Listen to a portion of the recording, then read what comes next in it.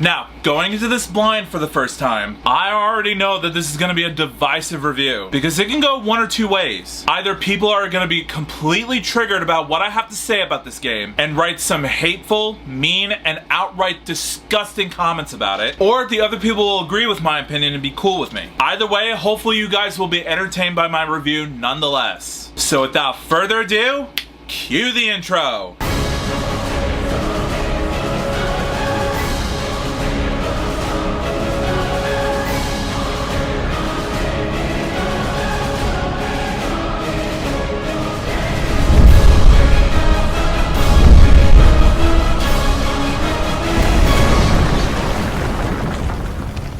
Yo, what is up, my Cinedroids? G to the S here. Today, I'm going to be reviewing the controversial sequel to one of the best video games out in the mainstream right now, The Last of Us Part 2. Taking place 5 years after their dangerous journey across post-apocalyptic United States, Ellie and Joel, played by both Ashley Johnson and Troy Baker respectively once again, have settled down to Jackson, Wyoming. Living amongst a striving community of survivors has allowed them peace and stability, despite the constant threat of the infected and other more desperate survivors. When a violent event disrupts that peace, Ellie embarks on a relentless journey to carry out justice and find closure. As she hunts those responsible one by one, she is confronted with the devastating physical and emotional repercussions of her actions. Now, first off, when it comes to the game's story and plotline, like I said, divisive review. I know there are a handful of purists out there watching this review right now that are gonna say some mean and hateful things down in the comments below about what I have to say about the story for this game. But you know what?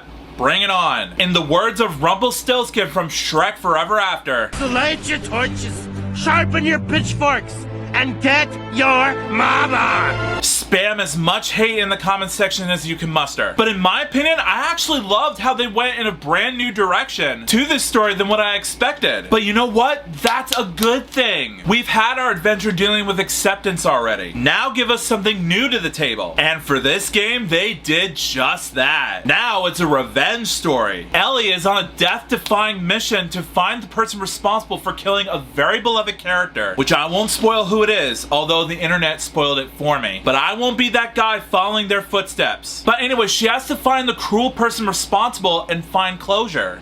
That's all there is to it. But for me, in terms of execution, that's what I wanted to see anyway. Sure, you can go cry in the corner and scream at me directly from your computer screen saying that you don't think it's a story worth telling about or how they butchered your favorite character, and I know there's gonna be a hashtag not my Last of Us somewhere. Also, this whole woke agenda that people like to spew out there on the internet, even when it comes to games like this, it's starting to get old at this point. Do you guys even know what the term woke means anyway? Well, you're on the internet for a reason, right? There's a thing called Google. You look up what that word means and see for yourself. But yeah, the only thing I don't like about this game is not the game itself, but it's the people who like to review bomb it so much. But guess what? It was still a successful game. It sold what, like 10 million units as of right now? Sure, it didn't sell as much as the first game did, but it's still crazy to think that this game has sold that many copies as of June of that year. So yeah, say what you will about it, but I thought the story for this game is awesome. Go ahead, fight me. In terms of the game's character development, dramatic and emotional tone, and the direction coaching from not only Neil Druckmann back in the director's chair, of course, but he also has the director of Uncharted: The Lost Legacy back at the helm as well, Kurt Murgenau, and also a director named Anthony Newman joining in. But nonetheless, not only do these guys do a really great job at coaching their actors and actresses in this game, but I thought the characters were really well fleshed out. Starting with Abby's storyline, played once again by Nadine Ross from Naughty Dog's 2 previous titles, and as Mary Jane from Spider-Man, Laura Bailey. Sure, say what you will about her all you want, but I honestly thought her story was very interesting. Sure, the pacing can be a little too slow when it comes to me playing her side of the story, but nevertheless, I personally thought her story was very tragic, even when she's partnering with her comrades, family members, and the people that she's against. It was even more devastating to both play and watch at the same time. Every scene dealing with her and her henchmen had me at at the edge of my desk chair. So overall, guys, despite the wonky pacing when it comes to me playing as Abby in the game, her backstory felt like a 6-parter episode for the recent HBO Max Last of Us season, but in a good way. And you know what? I'm okay with that. Great job on that, Naughty Dog. Keep that streak going. Also, this should be no surprise to anyone. The graphics, in-game cinematography, and gameplay controls have bumped up to the next level, no pun intended, since the first game was released on both the PS3 and the PS4 first. For this title, the graphics and the look of the environments, even for a PS4 title, they look insane. Yes, this game was released on the PS4, just as the PS5 console launched 5 months soon after this game came out. So yeah, for those of you who want to get a PS5 remastered version of this game, I'll put a link to it below for you to get one for yourself. But anyways, both the mocap animation and the in-game cinematography look so much better than what I saw from the first game previously. Not to say that the PS4 graphics in that game were terrible or anything, it's just that the graphics looked a bit dated now than what we saw back in the day when it came out.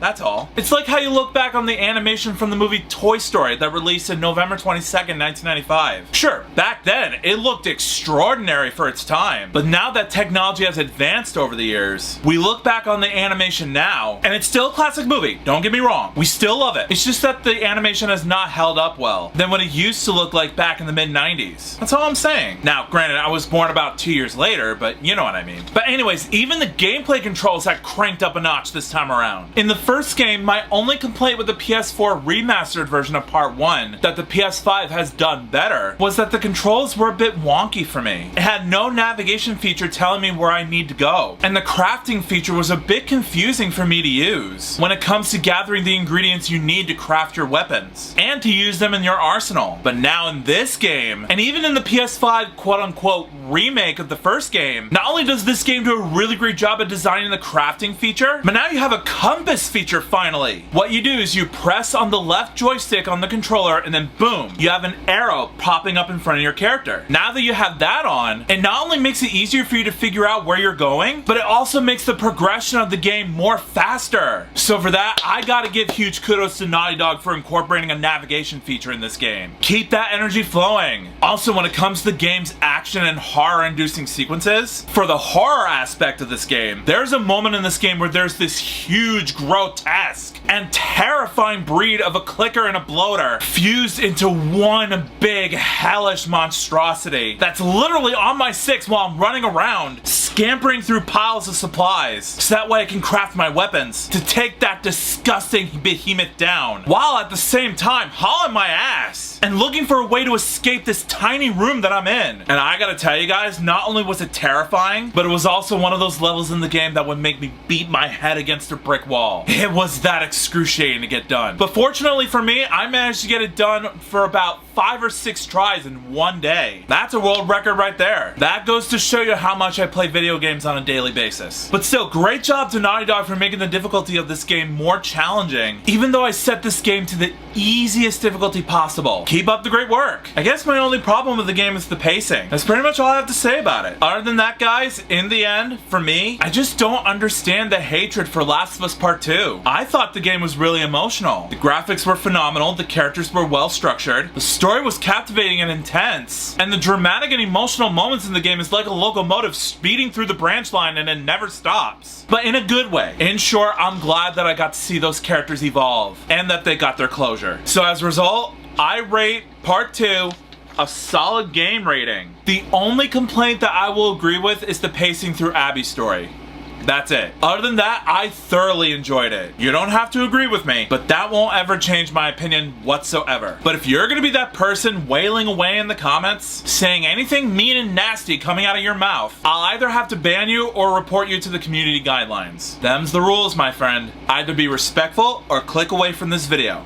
Your choice. So The Last of Us Part 2, have you played it? If you have, let me know in the comments what you thought about it. Do you agree with me? Do you hate my guts now? Answers down below, please. Also, if you like this video and you want to see some more, make sure that like button shines in your face. That'll totally help me out a ton. Also, share it with your family and friends and favorite it. That's a very good way to show support for this review. Also, if you're new to my channel, make sure to subscribe and ring that bell right next to you so you can be notified of future videos that I have in store for you. Also, you guys don't have to do this if you don't want to. I understand. But if there's a rare chance that you are interested in doing so, there's a little join button down below the video, just right next to the subscribe button. Or if you guys are watching it on an Apple device, be it iPhone, iPad, or whatever it is that you're using, there will be a link in the description so that way it can make it easier for you. By the way, if you click on the link or the button below, not only will you join my YouTube membership program, but you'll also have access to loyalty badges, custom-made emojis that I created for myself, week early access to future reviews, and a special shout out from yours truly. So if you guys want to be mentioned in the video, just click on the link or the button below and become a member. It doesn't cost you much. It only costs about $2.99 a month to join. So make sure you click on the link or the button and become an OG Cinedroid in no time. Also, I set up a Patreon page for you guys to check out as well. There'll also be a link in the description so that way you can visit my page and gain access to up to 4 membership tiers. On my page, I post nerdy fan polls, book audio reviews, and I'm planning to do movie/TV show episode reactions, both audio and visual, on my page as well, uncut and full length. So if that's your cup of tea, if you guys are interested, go to the link below, become a patron, and let's get to know each other a bit more. Also, if you want to subscribe to my gaming channel, there's either a link in the description or the icon card at the top right corner of your screen. Go over there, subscribe, and let's just have fun together. Also, if you want to subscribe to my regular GS Productions channel, there will be a link in the description so that way you can check that out as well. Show it some love. It really helps out a lot. But until then, I'll see you next time. Peace out.